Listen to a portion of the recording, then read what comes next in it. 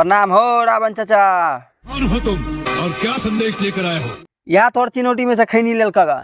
ये सत्य नहीं, ये सत्य हो ही नहीं सकता। हे भगवान, मेरे दोस्त की शादी कब होगा? टाइम लगेगा। क्या टाइम लगेगा। टाइम क्या लगेगा? लगेगा।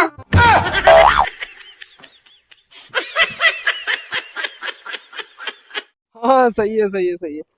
कूद जा।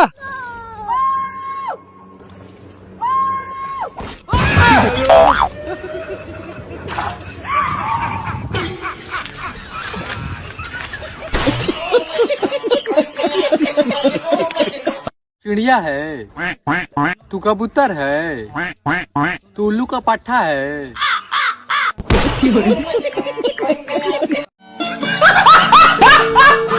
भगवान एते रौदा कतिल करे छो?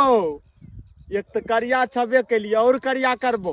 बहन चौतरा धूप में निकलियल क्या कह छौ?